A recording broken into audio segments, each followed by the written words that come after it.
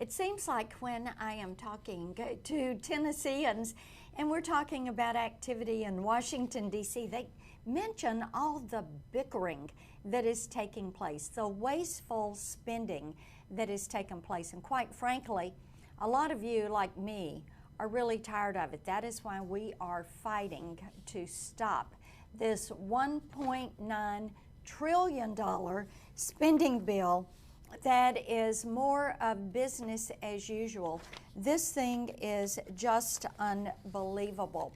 And Tennesseans are saying, we don't want this to happen, and I agree. Over the last year, you have seen a series of bills dealing with COVID and COVID relief. All of these bills have been bipartisan. Take a look at this chart. You had one pass 96 to 1. That's out of 100 votes in the chamber.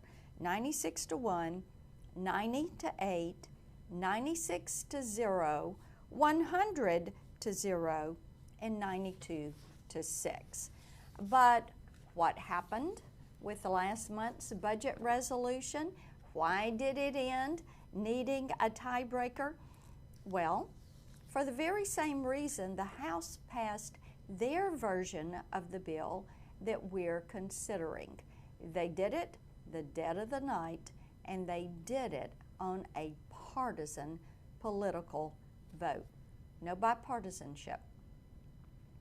No amount of good PR, no amount of spin could ever make the American people forget that this little exercise the Democrats are leading us through has almost nothing to do with providing emergency COVID relief to Tennesseans whose businesses are shuttered, who have lost their job through no fault of their own.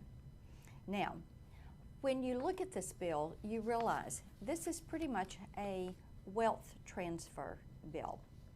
Remember this number, 9%.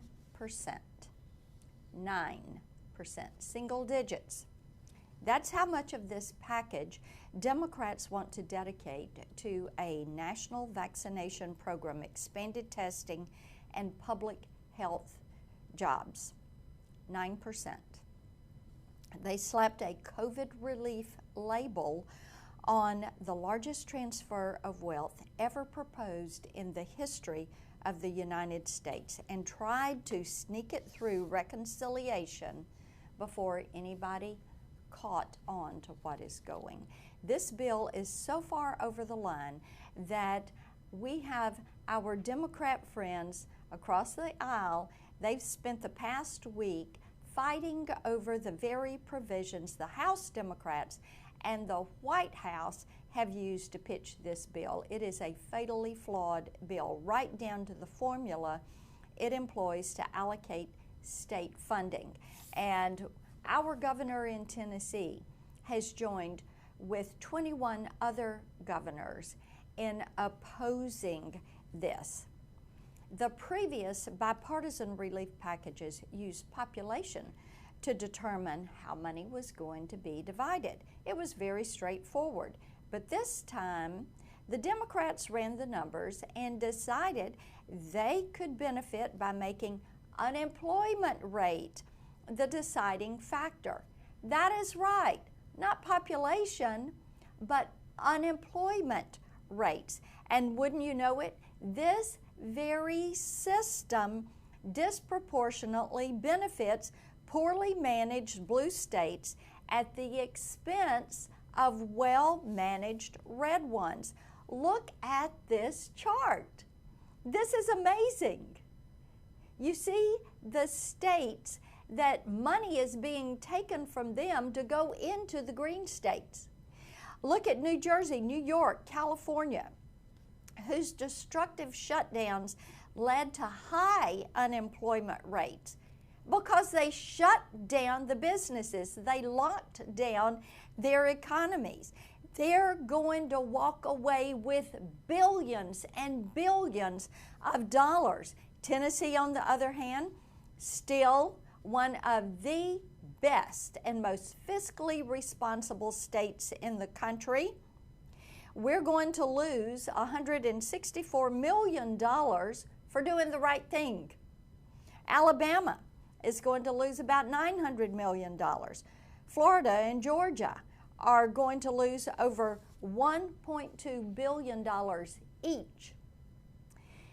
In this body, the U.S. Senate, if they stand for this kind of wealth-based transfer based solely on the Democrats' desire to clean up their pre-pandemic mistakes, what they're trying to do is to backfill their underfunded public pensions. They're trying to pay off their debt because they don't have balanced budget amendments in their state that require their state legislature to balance their budget every single year. And this is not hypotheticals. This is what they are doing today. I tell you, this is something that we are going to continue to fight. We are going to have amendments on the floor to reduce the spending.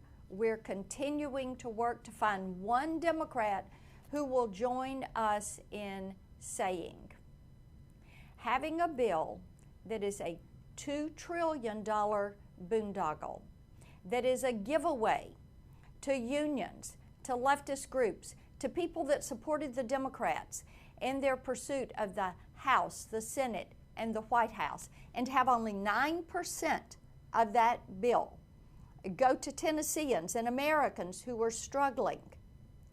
This is completely unacceptable. It is why we are fighting today to stop this.